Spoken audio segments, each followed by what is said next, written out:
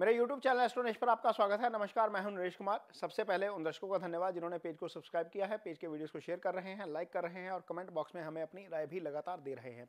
तो दोस्तों, सबसे पहले तो मिथुन राशि के जितने भी दर्शक हैं उनको नए साल की हार्दिक शुभकामनाएं। भगवान से प्रार्थना है कि आपका नया साल जो है वो बहुत अच्छा जाए, आप सोशली तरक्की करें, आपका रिलेशनशिप अच्छा रहे, आपकी कारोबार, आपका इनकम, आपकी हेल्थ अच्छी रहे और आप जो है खूब जो है वो बड़े फूलें 2024 में। तो शुरुआत चूंकि जनवरी महीने के राशिफल की हो रही है, तो मिथुन राशि का ये जो है वो चार्ट है। 1 जनवरी की ये स्थिति है आपके चार्ट के मुताबिक। ये गोचर की स्थिति है, तो सबसे पहले गोचर ही बताएंगे कि गोचर किस तरीके का रहेगा। तो चंद्रमा का गोचर तीसरे भाव में, यानी कि 1 जनवरी के दिन आपका चंद्रमा भाग्य स्थान को एक्टिव कर रहा है। ये अच्छी स्थिति है, यानी कि शुरुआत साल की अच्छी होने जा रही है। केतु आपकी कुंडली में चौथे भाव में है, ये गोचर अच्छा नहीं होता, ये यहीं पर रहेंगे पूरा साल अभी। बुध छठे भाव में शुभ गोचर में है, शुक्र का छठे का गोचर अच्छा नहीं होता। सूर्य मंगल सप्तम में है, ये सप्तम और सूर्य और मंगल का सप्तम का गोचर अच्छा नहीं माना जाता। शनि 9वें भाव में है, ये भी गोचर अच्छा नहीं। राहु अच्छे गोचर में है और गुरु अच्छे गोचर में है। 1 2 3, ये 3 और 4, ये 4 प्लैनेट आपकी कुंडली में अच्छे गोचर में से 9 में से। अब 7 को बुध राशि बदलेंगे, ये आगे आ जाएंगे यहाँ पर आपकी कुंडली में, ये यहाँ पर आ जाएंगे और ये सप्तम भाव में आ जाएंगे। यहाँ पर ये गोचर शुभ नहीं रहेगा। इसके बाद 14 की मिडनाइट या 15 को मान लीजिए सूर्य का गोचर हो जाएगा, सूर्य अष्टम भाव में आ जाएंगे। यहाँ पर सूर्य का गोचर अच्छा नहीं माना जाता, सप्तम में भी अच्छा नहीं है, अष्टम में भी अच्छा नहीं है। इसके बाद शुक्र का गोचर होगा, शुक्र 18 को राशि बदलेंगे और आपकी कुंडली में यहाँ पर आ जाएंगे, ये अगेन गोचर अच्छा हो जाएगा। तो ये स्थिति रहेगी आपकी कुंडली में ग्रहों की, गोचर की। और गोचर किस तरीके से काम करेगा, कैसी आपकी इनकम रहेगी, कारोबार रहेगा और कैसा आपका रिलेशनशिप रहेगा, ये सारी तमाम चीज़ों पर चर्चा करते हैं। यहाँ पर सबसे अच्छी चीज़ यह है कि राहु यहाँ पर शुभ गोचर में है, ये कर्म का भाव है। जब राहु यहाँ पर आते हैं तो स्थान परिवर्तन करवा देते हैं और स्थान परिवर्तन आपका अच्छे के लिए होगा, सबसे पहली बात। दूसरी चीज, 2024 में राहु यहां पर आपको जनवरी महीने में मान के चल लीजिए या पूरे 2024 में भी आपको मल्टीपल इनकम के ऑप्शन दे सकते हैं। यानी कि आप एक जॉब कर रहे हैं, उसके साथ ही दूसरा भी काम शुरू कर सकते हैं कोई, या कोई आपका एक कारोबार है तो हो सकता है कि कोई दूसरा कारोबार भी साथ में ही चल पड़े। तो ये स्थिति आपके लिए राहु की अच्छी है। ज्यादा अच्छी इसलिए है क्योंकि इस भाव के स्वामी जो है गुरु हैं, वो शुभ गोचर में है। ये आय स्थान होता है और यहां पर गुरु अब अकेले रहकर काम करेंगे, यानी कि राहु का एक्सेस टूटा हुआ है एक। दूसरा, 31 दिसंबर को गुरु यहां पर मार्गी हो गए हैं, मित्र की राशि में बैठे हैं। मंगल की राशि है मेष राशि, ये मूल त्रिकोण राशि है मंगल की। यहां पर बैठे हैं मित्र की राशि में, उस भाव में बैठे हैं जिस भाव के वो कारक हैं। इस भाव के कारक भी गुरु हैं, अकेले बैठे हैं और किसी अशुभ प्रभाव में नहीं है। शनि की दृष्टि है सिर्फ एक, बाकी कोई ज्यादा प्रभावित नहीं कर रहा। पहले राहु केतु का एक्सेस भी था, तो फाइनेंशियली अच्छे रिजल्ट आपको देखने को मिलेंगे। यदि हम धन स्थान से कैलकुलेट करते हैं तो वहां से गुरु केंद्र में है, धन स्थान से केंद्र में है, आय स्थान में पड़े हुए हैं, पंचम को देख रहे हैं। तो निश्चित तौर पर आपके लिए कर्म और आय के लिहाज से जनवरी का महीना मिथुन राशि के जातकों के लिए अच्छा रहने वाला है। आपको निश्चित तौर पर इस एरिया में, आपको लाइफ के कर्म और इनकम के एरिया में आपको निश्चित तौर पर पहले से बेटर रिजल्ट देखने को मिलेंगे। ये गुरु के गोचर के कारण और राहु की स्थिति के कारण है एक। दूसरा, आगे आएंगे कि रिलेशनशिप कैसा रहेगा। तो गुरु ही एक फिर अगेन प्लैनेट ऐसे हो गए जो आपको रिलेशनशिप में भी काम आएंगे। यहां पर मंगल है, सूर्य यहां पर रहेंगे पहले 15 दिन। तो ये सप्तम भाव है, जो ये हम शादीशुदा कपल्स की बात कर रहे हैं जिनकी शादी हो चुकी है, क्योंकि सप्तम भाव से हम शादी का विचार करते हैं। तो यहाँ पर 2 पाप ग्रहों का प्रभाव था। 2 पाप ग्रह भी ऐसे जो दोनों ही फायरी हैं, हालांकि मित्र हैं, दोनों का लगन को देखना ऐसी स्थिति पैदा कर सकता है कि आप ओवर रिएक्ट कर जाएं। पहली 15 तारीख तक तो यही स्थिति है कि आप ओवर रिएक्ट कर जाएं। आप कोशिश करिएगा कि ओवर रिएक्शन से बचिए। लेकिन इस सारे मामले में एक ग्रह जो बचाव करेगा आपका, वो है गुरु।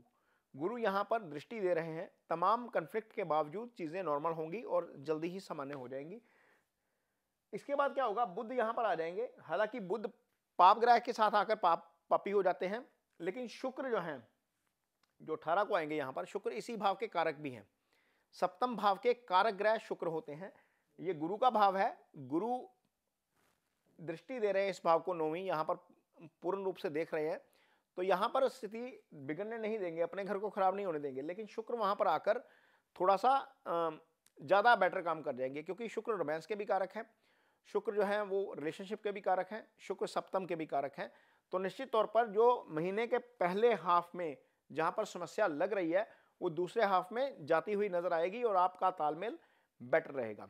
इसके अलावा क्योंकि गुरु पंचम को एक्टिवेट कर रहे हैं, शुक्र यहां पर आकर लगन को देख रहे हैं, तो निश्चित तौर पर ऐसी स्थिति आएगी कि आप अपने पार्टनर के साथ जो है वो अच्छा समय बिताएं। और अच्छा समय मीन यदि आपकी शादी नहीं हुई है, जो एंगेजमेंट में है मैं उनकी बात कर रहा हूं, अच्छा समय भी कब आएगा? चंद्रमा पहली तारीख को वहां पर है, 54 आवर्स बाद यहां आते हैं, उसके 54 आवर्स बाद यहां, यानी कि आप जनवरी का फर्स्ट वीक मान के चलिए 6-7 के आसपास जब चंद्रमा वहां पर आकर उस भाव को एक्टिव कर देंगे, तो उस दौरान हो सकता है कि आप अपने पार्टनर के साथ मूवी देखने जा सकते हैं, घूमने जा सकते हैं, खाने का, डिनर का, लंच का प्रोग्राम बन सकता है। ये स्थिति हो सकती है जनवरी के पहले हफ्ते में ही जाकर, क्योंकि चंद्रमा उस भाव को एक्टिव कर देंगे।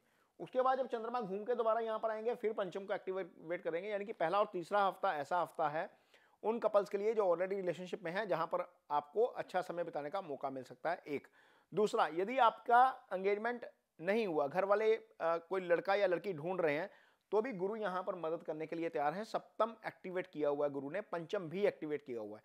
तो पंचम एक्टिवेट का मतलब होता है कि आपका रिलेशनशिप हो जाएगा किसी ना किसी के साथ, कोई आपकी लाइफ में आ जाएगा। सप्तम एक्टिवेट होने का मतलब होता है कि लाइफ में कोई आया तो उसके साथ मैरिज भी हो जाएगी। तो ये स्थिति बनती है मिथुन राशि के जातकों के लिए रिलेशनशिप के फ्रंट के ऊपर। आगे बात करेंगे कि आपकी हेल्थ कैसी रहेगी। तो हेल्थ वाला भाव चूंकि खाली है, पहले हफ्ते यहाँ पर प्लैनेट रहेंगे, इस भाव के स्वामी मंगल बनते हैं, वो लगन को देख रहे हैं, सूर्य की दृष्टि भी यहाँ पर रहेगी, इस भाव के ऊपर राहु का प्रभाव भी रहेगा। तो यहाँ पर आपको एक चीज का ध्यान रखना है कि खाने पीने पर थोड़ा सा कंट्रोल रखिएगा अपना, क्योंकि यदि आप कुछ भी उल्टा पुल्टा खाएंगे, कुछ भी करेंगे, तो वह आपके स्टमक को जो है वो अपसेट करेगा। कारण यह है कि वहां से हम डाइजेशन देखते हैं, छठा भाव से हम पेट की बीमारियों के संबंधित विचार किया जाता है। और जो ईटिंग हैबिट्स वाला भाव है, मैं इसलिए खाने पीने की बात कर रहा हूँ, वहां पर राहु की दृष्टि जा रही है, सूर्य यहां पर आएंगे तो यहां पर देखेंगे, मंगल यहां पर बैठकर भी अष्टम दृष्टि से इसको देखेंगे। तो 3 पाप ग्रहों का दूसरे भाव को प्रभावित करना मुंह से संबंधित प्रॉब्लम को इंडिकेट करता है, दांत से संबंधित प्रॉब्लम हो सकती है, खाने पीने की आदतों में कुछ ना कुछ गड़बड़ हो सकती है, उससे स्टमक को डिस्टर्बेंस हो जाए। तो इस तरह की स्थिति उत्पन्न हो रही है कि आप यदि अपने खाने पे कंट्रोल नहीं करेंगे जनवरी महीने में, तो आपको हो सकता है कि स्टमक से रिलेटेड कोई ना कोई इशू हो जाए, ये ध्यान रखना है। अदरवाइज यदि अष्टम देखें, जहां से हम लंबी बीमारी देखते हैं, तो सूर्य वहां पर आ जाएंगे 16 तारीख के बाद। यदि कोई डॉक्टर बोले कि आपको फलां दवाई खानी है और रूटीन में खानी है, तो उसको रूटीन में प्रैक्टिस करिएगा, उसको इग्नोर मत करिएगा। मैं इसलिए बोल रहा हूं क्योंकि केतु यहां पर दृष्टि दे रहे हैं, सूर्य यहां पर विराजमान हो गए। अब इस भाव को प्रोटेक्ट करने वाला ग्रह कोई नहीं, गुरु की दृष्टि नहीं जा रही, बुध की नहीं जा रही, शुक्र की नहीं जा रही, तो ये भाव भी एक तरीके से पीड़ित रहेगा। तो डॉक्टर की सलाह, यदि आप थोड़े से एज्ड हैं या दवाई चल रही है कहीं पर भी, तो डॉक्टर की सलाह जरूर मानिएगा और ड्राइविंग स्लो करिएगा। ये दुर्घटना का भी भाव होता है, यहाँ पर आपको थोड़ा सा बच के रहना पड़ेगा, क्योंकि ये 2 पाप ग्रहों के प्रभाव में आ गया है। आगे बात करेंगे स्टूडेंट्स के लिए कैसा रहेगा। तो स्टूडेंट्स के लिए समय काफी अच्छा है, क्योंकि बुध 7 जनवरी के बाद सीधा राशि को देखना शुरू करेंगे। बुध की हुई राशि है, एकेडमिक एजुकेशन के कारक भी बुध हैं, गुरु पंचम को देख रहे हैं, पंचम हायर एजुकेशन का भाव है। तो निश्चित तौर पर स्टूडेंट्स के लिए समय काफ़ी अच्छा रहने वाला है, इसमें कोई दिक्कत नहीं है। वैसे भी छुट्टियां हो जाएंगी तो नए साल को जो है वो कॉलेज लगेंगे, स्कूल लगेंगे, कोई 7-8 जनवरी के बाद स्कूल शुरू हो जाते हैं, तो वहाँ पर आपके लिए स्टडी का जो साइकिल है आगे वाला अच्छा रहेगा। तो ये मिथुन राशि के जातकों के लिए जनवरी महीने का राशिफल है। ये वीडियो आपको कैसा लगा कमेंट बॉक्स में अपनी राय जरूर दीजिए, और यदि अच्छा लगे तो उसे शेयर जरूर करिए, पेज को सब्सक्राइब जरूर करिए। जाते जाते मेरी तरफ से आपको एक बार फिर नववर्ष की शुभकामनाएं। आपका नया साल जो है वो बेहतरीन हो, 2023 में आप खूब तरक्की करें। इसके साथ ही मुझे दीजिए इजाजत। नमस्कार।